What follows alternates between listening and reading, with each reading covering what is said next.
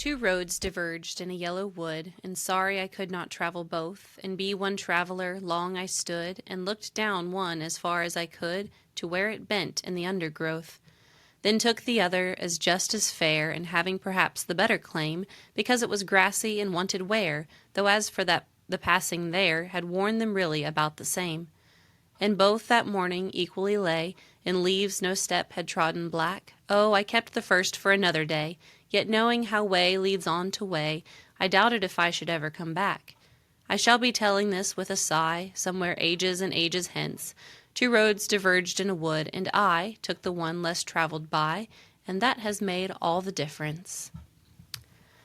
Welcome back to A Pilgrimage of Poetry, and today we are discussing Robert Frost, and that was The Road Not Taken by the man in question.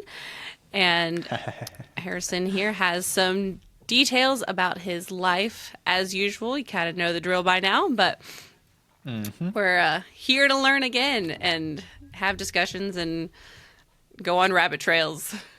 There we go. The ones not I taken. like that, right? Okay, I learned something new about The Road Not Taken. I was listening to some other audio production about this work, and we'll talk about this later in the podcast, but I was a little bit surprised. So, hello and welcome back, everybody, all the listeners, for a discussion about Robert Frost.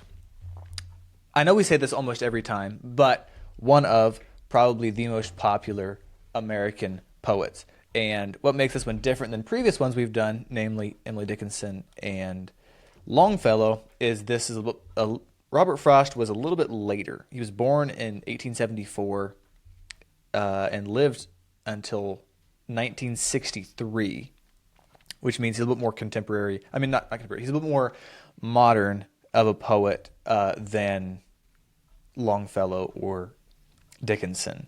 And that definitely kind of sets him a man apart. who saw a lot in his lifetime, I think, from living with those years. Oh or my during goodness. those years.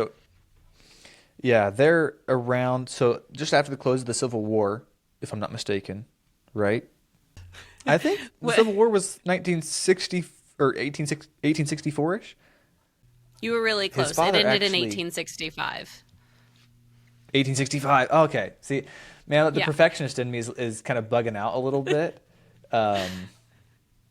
Because That's okay. I'll back you up with the details. So I appreciate that. I just come back in the post edit and be like, nope, it's actually this. Oh, it's actually this. I had a little bit of like a bonding moment. That sounds weird with Robert Frost because it seems like all the famous people and all the famous poets in early to mid American history are East Coasters, and I have nothing against East Coasters. I love the East Coast. I've been there. I've experienced whatever. But like, it took a long time for the West to develop, and he was born in San Francisco, nice. which is like 12 and a half hours drive from where I live. But it's the West it is Coast. much longer for and me, but yeah. I will take the win. I'll take it. Like he's like a, not quite a P and dub, but he's definitely a West Coaster. And Next person we do really just needs to be from the Midwest. I need a win here. Like, oh come on. We'll just like keep bouncing back and forth from the coast to coast. Yeah, yeah. I mean, I'll take California as close enough for now. Eventually, we'll need to do like local celebrity, whoever or whomever that might be. But yeah, brief synopsis of his life I'll go through. Robert Frost, one of America's most loved and best, at least most popular poets, especially in the 1900s. He was also a teacher. He won 4 Pulitzer Prizes, and to this day, if I'm not mistaken, is the only poet to have ever won 4 Pulitzer Prizes. So, remind me, if you know off the top of your head, what a Pulitzer Prize is for, and if not, I will find out. Well, we'll go with the Wikipedia definition. Whether or not we support them, that's a discussion for another time. Anyway, it says There are 23 of them given annually by Columbia Okay. University in New York, specifically for U.S. achievements in journalism, arts, and letters. And it says they were established Oh, by Joseph Pulitzer, who was a newspaper publisher. So, interesting. fun fact of the day.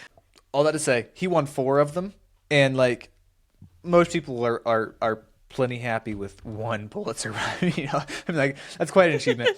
He won four. Must be And doing something right to I get saw four of those things. exactly, and it seems to this day unduplicatable because no one else has received, no other poet technically has received Oh. four Pulitzers, um, which is nice. Anyway, so what did he win them for? Seems to be a little.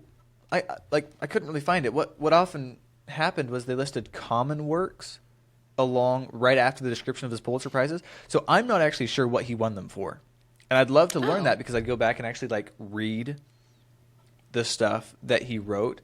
Um, Does it seem but clear whether it was for one poem or like a collection? it was for several. So I think he Okay. won one for like a specific, like a requested poem by the Senate or something, and then he for a collection of poems he got one, and for something else as well. I'm not entirely sure what the total details of that would have been 100%, but he won four, and that's the important thing, right? Yeah. Um, The number's the important. The details exactly, just exactly. whatever. We wouldn't want to bore everyone with all the details of No. how he got four Pulitzer prizes, but just um, Don't need to be replicating history or anything. Like, let's not exact. give away the No, no, recipe. no, no, no. Yeah, go do your own research, listeners. That's not. We're not here to do your research for you. Actually, that's not true. We are definitely here to do your research for you. We're just here to. Precisely the point. That's literally all we are. Is just like I take information from here and here, Mm-hmm. put it together, give it to you. That's literally Yeah. all it is. Oh, that's funny. Okay. Other accolades that he achieved. He received some credits for his speaking. He actually delivered a poem at JFK's inauguration, which my understanding is that's actually kind of rare to have the poet present for the inauguration or like the presentation Yeah. for the I mean, inauguration. if usually there's like a song sung, but yeah, poetry is kind of unusual. That's true. That's true. Yeah. Yeah. So that stood out. And I believe he won the Congressional Medal. Nope. Wow. I mean, okay, he did win the Congressional Medal, but it was not for speaking with the president. It was there. It wouldn't really match up. He won the Congressional Medal in 1960, and he spoke at the inauguration in 1961. Oh, sure. So just completely different things. Yeah. One Man, thing he that I is thought was out there getting the gold. Like, it's crazy. Like the dude no is wonder he is so loved. Like, yeah. very popular. Yeah, yeah. In 1962, he was gifted a goodwill tour of the Soviet Union, which turned out to be really, really funny because he misquoted Nikita Khrushchev, the leader of the Soviet Union, and then Khrushchev didn't like him anymore, and so the tour was just Oh, kind of dear. ruined. And I'm like, okay, yeah, whatever you take to mean of that. I just thought it was funny. It's like here's That here's hilarious. this apparently an honor, and just kind of like ruin it. Oops, offended the president. Oh well. Kind of like Yeah. looking a gift horse in the mouth a little bit. Just like, oh, let me Exactly. take your Kinda kind so. gesture and run it through the blender, even though it was an accident, And but just still. shred it. Yeah, yeah. Yep. It kind of seems like it was not on purpose, which we'll give him some slack for that. But I also Arguably better than being on purpose. yeah, for sure. That probably some grace given because it was like some lost in translation or something. Um, I saw his astrological sign, and I didn't know if that was this page just like throwing it in there because that's what they cared about, or if it held any relevance in his own life. Do you know anything about astrological signs? Very little. I'm familiar with the names, not necessarily what they mean. Okay. Apparently, he was an Aries. So. Great. I don't know what that I'm means. not sure, even if he put any significance into it, or like, or if they were just like, this is what he was, because I think it's based off of like when you're born or something like that. Star signs, astrological patterns when you were born, lunar cycle. How many blood moons happened before your birth? Yeah, I don't know. A bunch of superstitions. How many stars exploded the year you were born? Right, like, ooh. Yeah. Wouldn't that be different for every person, though? I mean, like for every year subsequently, so they couldn't reuse names. Yeah. That's true. That was not an infallible Aries, and I'm sure definition. Yeah, exactly. Yeah. And regardless, I'm sure his star sign aided him tremendously in writing all the poetry that he wrote, Oh, made all the difference. I mean, if he hadn't known that, no Pulitzer Prizes for him. In the world. Exactly. Oh, that's funny. Okay. Also, he was an unofficial poet laureate. I do not know. What does that mean? How this is spelled. It's Laureate. Laureate or Laurette. I presume it's French. That's all I can presume. Yeah. But a poet laureate is a poet officially appointed by a government or an institution to compose poems for special events and occasions. They're recognized for their contributions to poetry and often promote the literary arts within their country or region. Dates back to like ancient Greece or Rome. Oh, wow. And Robert Frost was basically like the unofficial poet laureate. He was treated as the poet who was assigned, I think like with the inauguration and stuff like that, he was assigned a specific event or specific topics or something and wrote on that. Okay. He's actually kind of known as America's unofficial poet laureate, even like today. Okay. I wonder if there's any other poets who have had that status in this country or in other countries for that matter. Like, that's not something you hear about very often or ever. Oh my.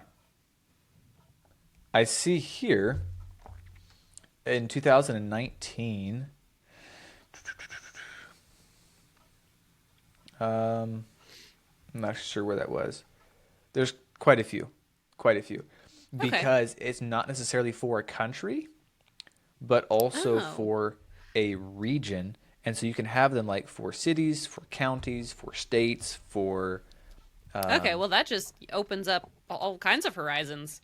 That's a huge can of worms. New life goal. I need to be the poet laureate. The poet laureate, yeah. No, actually, I would prefer not to be. My town politics are interesting enough as it is. They don't need my opinions in poet form. Oh, you mean for your town? You weren't meaning like for America? Oh, no, just for my town. I mean... Although I would fit right in with everybody else, just saying their opinions at will all over the place. So, at least mine would rhyme, so maybe they'd stick out.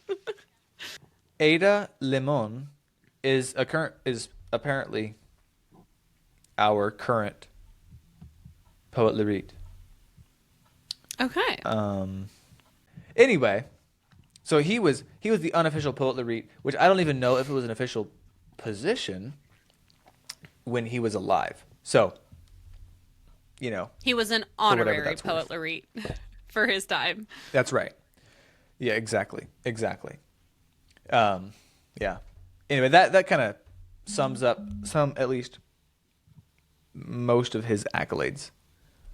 And also, I only knew a little bit about like his love life and his family.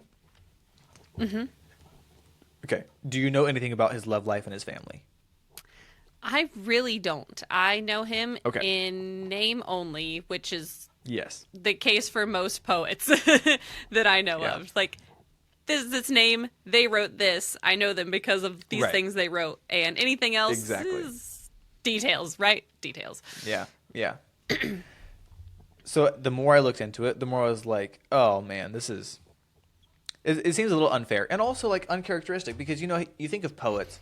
Okay, this might be just revealing something of myself, but when I think of poets, I'm like, okay, low income, a struggle in life until they reach popularity, or a lot of times even until after their death, like Dickinson, right?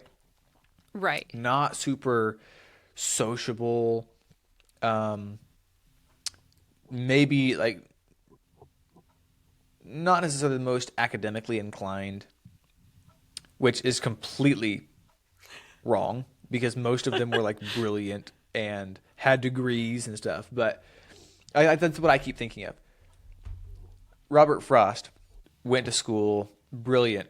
He did very well in school. He was co-valedictorian with Wow. Did not know that Eleanor was White. possible. Eleanor White became his wife very Oh, that's shortly after convenient. college. I know. That's what I was thinking. Is like, okay, so you were co-valedictorian. You had a great education. You were brilliant.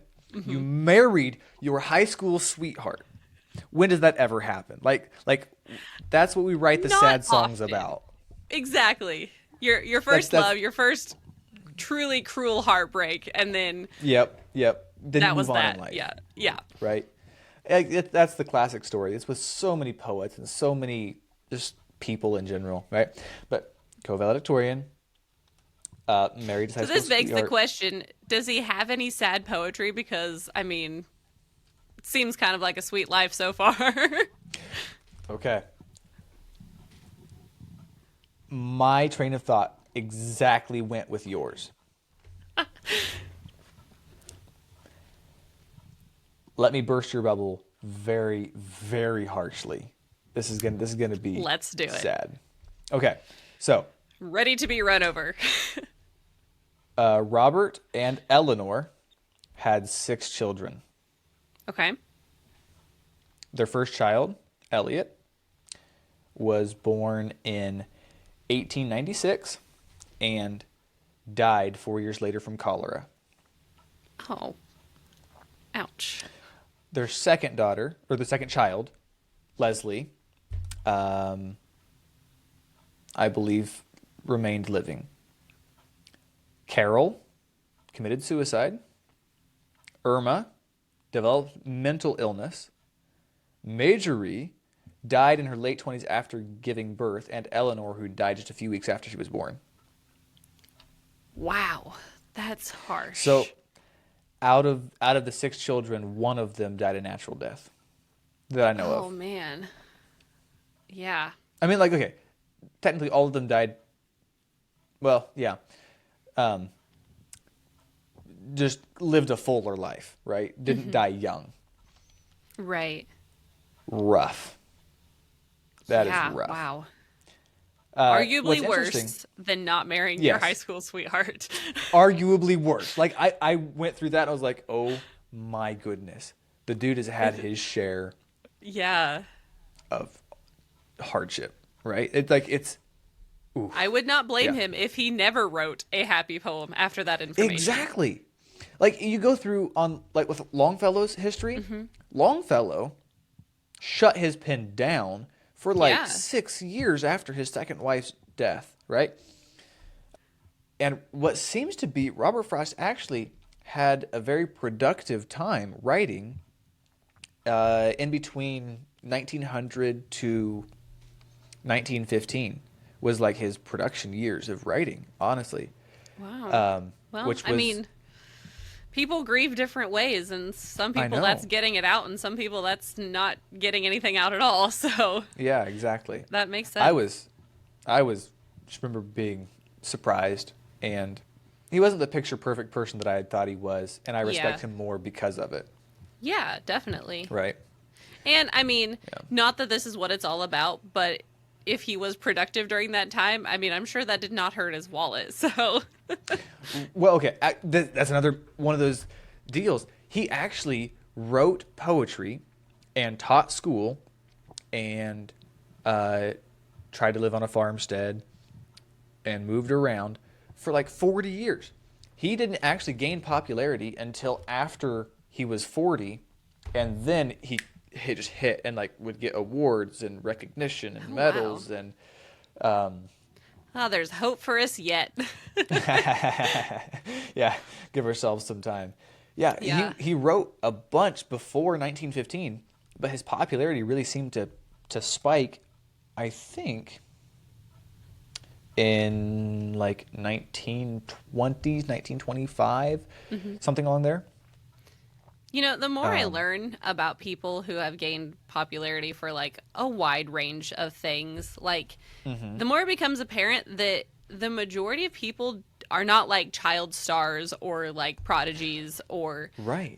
like they worked for it Yeah. and Yeah. eventually it paid off. And so like if you're not doing anything by the time you're 25, that is hardly the time to give up. Like Yeah. I'm that not a is child prodigy right now. Life is yeah. done. I'm lost, or whatever. Right. Yeah. Like Yeah. that is the time when you should just like keep at it. I mean, don't burn yourself out, but Yeah. like keep Yeah. going. Like that's Right. not the end. Yeah. So Yeah. that I feel like that's very encouraging for people. It is a little But bit. It yeah, is a little but I bit. also Yeah. feel like that like the prodigies and they get so much more publicity than anybody else Because does. they're so much more rare potentially or something. I'm Yeah, not sure. which yeah, it makes sense, but it's also kind of like just not helpful for somebody Yeah. for the layman who's trying to do who's trying to make it. Yeah. Yeah. So. Exactly. Okay. Weird question. Have you actually ever entered a poetry competition? I have not. I will say I entered a poem into a writing competition for school, Okay. Okay.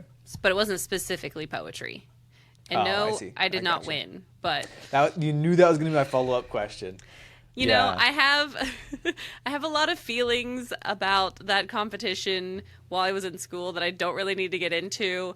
My main one being that I feel like it was not judged fairly, but we'll just leave it at that. Was it the principal's son that won? Um, no, but it was often the people from the same school who the judge was the principal of, if that Oh, makes I sense. gotcha. Yeah. I gotcha. Okay, sure, sure. Yeah, it always gives you a little bit of like, school Not trauma. always. I did have a classmate who did win with a poem one year. So like it wasn't 100% of the time, and maybe that's just me. Like I never A little bit of won that reaction. ever. Yeah. And so just a little Yeah. bit just harboring a little bit of resentment over that. Yep. I'll be honest. Yep. Yeah. Well, okay, I'll turn the question back to you. Have you entered Oh. in poetry in anything? I have only been writing poetry for about like 7 months. Really? Yeah. Yeah. I would have guessed no. so much longer. Well, thank you. I'll take that. I'll take that as a compliment. Yeah. Yeah. I recently just I just hit the 50 poem mark in my poem journal, Nice. which is it's kind of a step for me. Like I'm kind of proud of that. Yeah. That's you look at Emily Dickinson or She Ella is just Wilcox. way above us in Like, every sense of the we're word. talking thousands and thousands of poems, and I'm like, I have 50. Yeah. Woohoo. Oh well. Yeah. I don't No, know. I I have should not. get a poem count of mine. I don't have Yeah. any idea. I can distinctly remember writing my first poem around the age of 8 or 9. Wow. So, Wow. That's yeah. And if I a do good say so memory, I think. myself, it wasn't half bad. For 8 or 9 Like, year olds. Nice. Yeah, just as a little like teaser for the listeners. Eventually, I think we're hoping to be able to publish uh, poems written by the two of us, um, Joanna and myself, but then also poems written by listeners. Back to Mr. Frost, who was named actually after uh, Robert E. Lee, because oh, his middle name nice. is Lee, Robert Lee Frost, um, Okay. named for the Confederate commander. Some more of just the general timeline of his life, because I feel as though we jump over that. We don't actually have anything to build on for, you know, the his upbringing and his raising, right? So, born in San Fran, he lived there until he was 11. His father died of tuberculosis. Then his mother moved out to Massachusetts with him and his sister, where he attended the high school there and everything.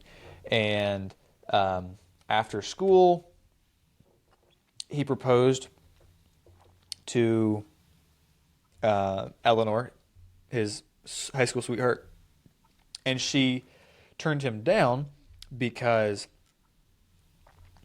she wanted to wait until after college to getting married. He went to Harvard for 2 years, but had to drop out because of health complications. Um, Went back, asked Eleanor to marry him again. Well, he asked again, and she married him once. And then they moved in 1900, they moved to a farm that his grandfather had purchased to basically try farming. And I guess the nicest way to put it is he's a better poet than he's a farmer. Um, It didn't just really does do very not well. come naturally to some people, and that's okay. Brown thumbs are loved just like green thumbs. Yeah. Yeah, if you're killing more things than you're growing, you might consider a career Yeah. change. Yeah. He did. And eventually it went well. He went to England in World War One, which I believe was 1914. Hmm. And when he got back from England, his popularity just went, you know, the sound effects was the Going scale up. going up really heavily. Yeah, he was actually like super popular during his life for a very long time, and incredibly popular. You know, with speaking occasions. And um,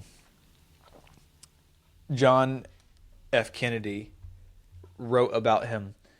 He has bequeathed his nation a body of imperishable verse from which Americans will forever gain joy and understanding. And that's from the President of the United States, who wrote this about the unofficial poet laureate of America in his time. I'm like, okay, to have a president actually like acknowledge you, let alone provide you with the accolade, is pretty cool, You know I you've think. made it. That's like Yeah, the exactly. pinnacle of Exactly. your career Yeah. and possibly life. And then where do you go Right. from there? Like, there's nothing bigger.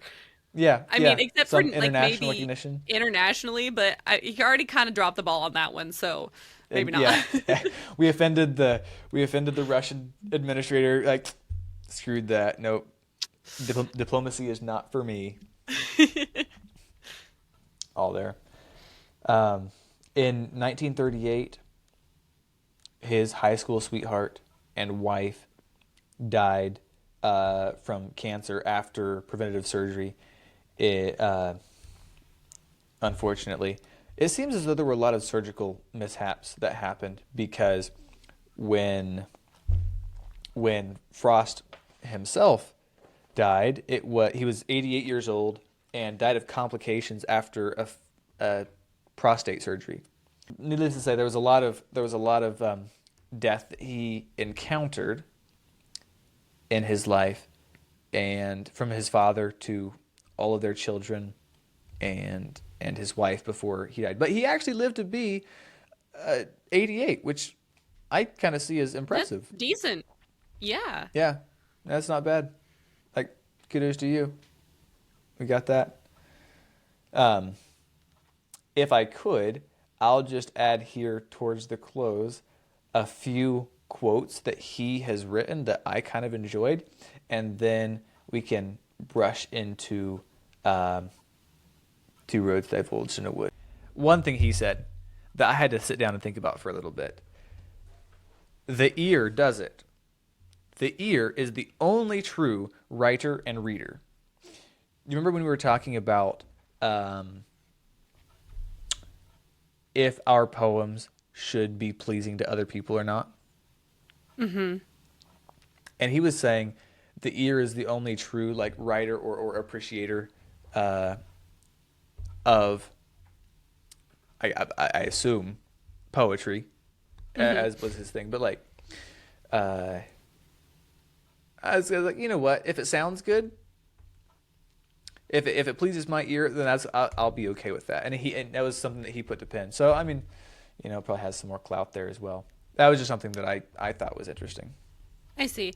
It meaning like if it satisfies him, it's satisfactory. Period. Like Specifically, the sound of if the sound if it sounds okay. good, if it's pleasing to the sound, the ear is the only true writer or reader. That's really good writing advice. Like That's not bad. yeah. If you want to just like the simplest form of coaching, Yeah. how does it sound? Yeah. And especially because I know that like you can write poetry and then you can read it out loud and it's the most awkward string of words that have ever been put together. And then yeah, that's... And then there's the flip side where someone else, I sent someone one of my poems and they wrote a poem after I'd sent them mine, kind of like using mine as inspiration a little bit, and their cadence was a beautiful cadence. I couldn't get my mind into the space, where you have to like think in the cadence where you write the poem. And she's like, "Can you help me with like the last stanza or something?" And my brain just froze. Like I could not think, even though it sounded amazing. I could not. I could not find the words to put there. Still trying to like think it through. It's one of those you lay at night and be like, was, am, no, all that. Yes, all that where you're trying to processing. find just the right... Yeah, cadence is the perfect word for it. Like the words with the specific emphasis, the specific amount of syllables, but with a specific meaning, and it all has to fit right together. And those, I believe, are the true moments of inspiration. Exactly. Yeah. And when then, it flows so naturally. Yeah. And then you're like, well, that's never happening again. Exactly. But that's what kind of makes it special, though. It's like I have 48 kind of chintzy, more amusing poems than anything. But I have the one or two that, my goodness, whatever. Yeah. Yeah. Anywho. Just Okay. as a side note, I think Yes. sometime we should just, well, I guess if we're going to feature our own poems on the podcast, it would kind of defeat the point. But like pick 2 or 3 of what we think, one that we think is like really good, one that we think is like really bad, and just like hash it out on an episode. It would be kind As of far fun. as what makes it good and what makes it bad. Yeah, because like I could pick one and I'd be like, I think this is my worst poem, and you could be like, I've totally written way worse than that. Interesting. I'd Or totally something be like down that. for I don't that. know. It would be Yeah. a very good humbling experience for myself. I would dig through poetry like from school. It makes me sound so old. I'm not actually that far out of school, but from like Back in the 9th archives. grade or something. And Yeah. when I was just like Nice. first getting into it seriously and Right. see, yeah. An ode to my goldfish. What a wet pet. Like, woo. Yeah. Something my I would history have written teacher a gave much me. different poem about my fish, but Oh, just the other day. So on Sunday, I wrote a poem titled An Ode to October because, in my opinion, October is the best month of the year. And it's like really muddy and the sun is kind of shining now, but like it's super muddy and still pretty cold. And here, I'm sure you experienced, it's windy, just like super, super yeah. windy. I was like, oh, for October, oh, for the ground days. Kind of like completely out of context, like wrong time of year. Yeah, But hey, I can still appreciate it. you can. I mean, today was arguably my favorite weather day. Like, Okay. just there's a rainstorm scheduled for tonight, and it's been overcast for most of the day, and you just Oh, have that smell of like coming rain, and it's like slightly breezy. Ugh, it's lovely. I'm really glad you like that. Not for you. Normally, when I have that, when that circumstance comes on, I am trying to finish up the job as soon as possible so that I can go inside and not get rained on. Is like most of the time what's happening. But also, they're in the Midwest. You probably have you have the storms, right? Like the really impressive storms. Yeah. Yeah, we don't have We those got out the here. thunder, the lightning, the works. Yeah. Yeah. Yep. And see, Yep. I'm the kind of person who I'm like, oh, it's raining outside. Let me go outside and feel it. Like, I'll just go get wet for Really? funsies. Really? Yes. Okay. You know, appreciating the little things in life, I think that's really important. I can appreciate things from my, comfy blanket on the couch, looking out You'll the just be the window. person sitting there by the fire, and I'll just like come in drenched wet and be like, don't you want to go out? It's so Come out fun. and play. Yeah, all my sisters are like, they start singing the. Oh, boy, that was really actually it's super immature, but they were singing the songs from Peppa Pig, jumping up and down in muddy puddles, and they'll actually literally go and like jump up and down, and they'll.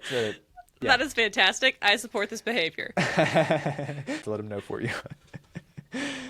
Speaking of which, okay, it was really funny. I was in the house and I was telling my sisters like, yeah, I'm gonna do a quick recording session, and they're like, maybe we should close everything up with a quick look at The Road Not Taken by Robert Frost, what it means, why it was written, and common misconceptions potentially, or common understandings of the poem. So, we read it at the beginning of the episode here. Two roads diverged in a yellow wood. Sorry, I could not travel both. And be one traveler, long I stood and looked down as far as I could to where it bent in the undergrowth. It ends up, like the last stanza, is where he states that he took the one less traveled by, and it has made all the difference, right? So, there's two main schools of thought that I understand are used to interpret this poem as to what it means, because it doesn't just plainly state exactly what it means, right? It could be applied to a lot of different things, honestly. Like, yeah. Okay, say on. Oh, that was kind of the end of my thought. Okay. I mean, Okay. you could apply that to a lot of different like life circumstances, even more like metaphorically, more literally.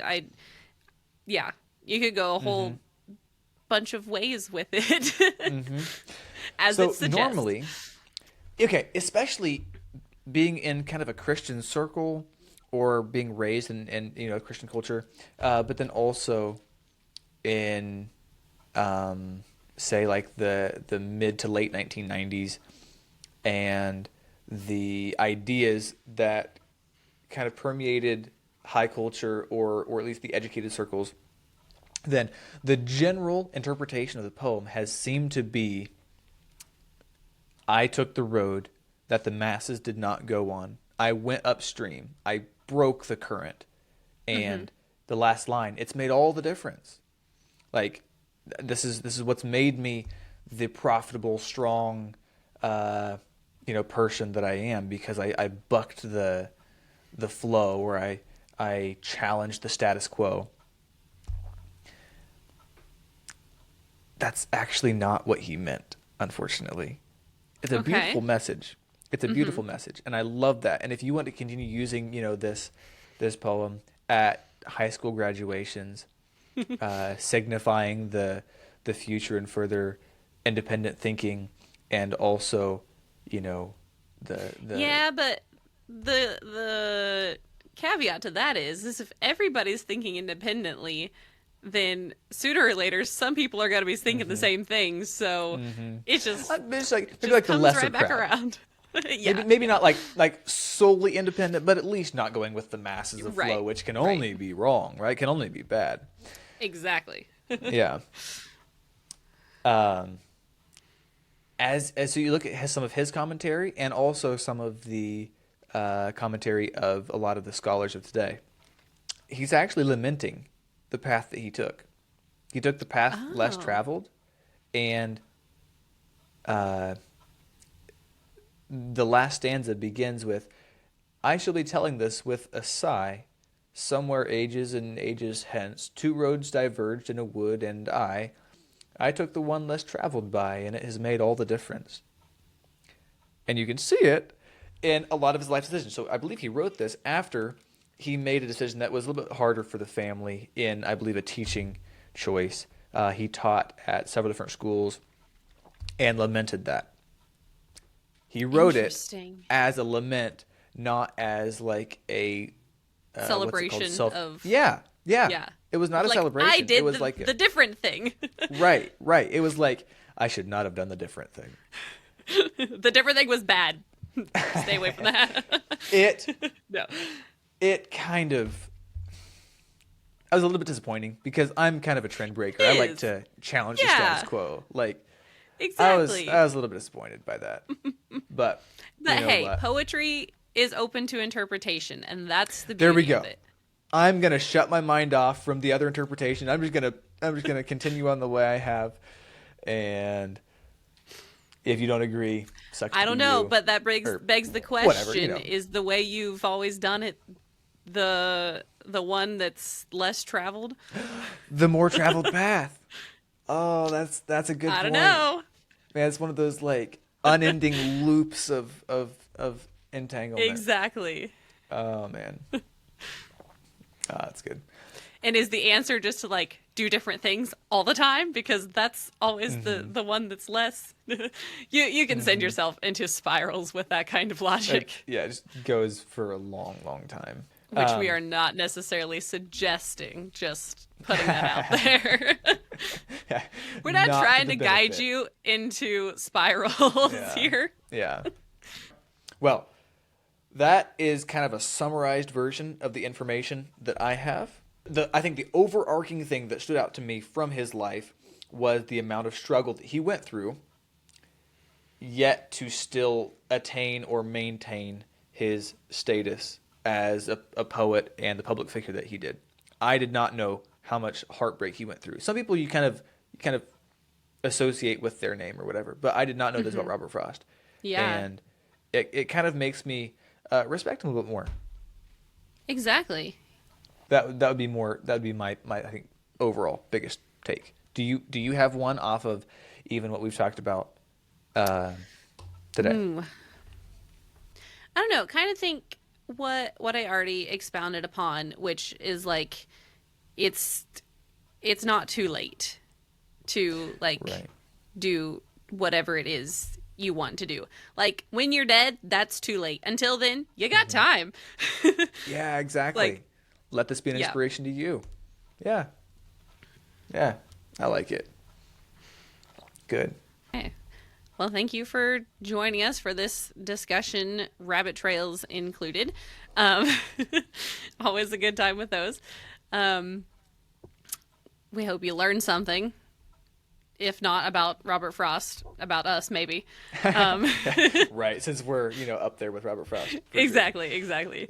Yeah. No, fun facts all around. So, hope you enjoyed, and we will see you next time.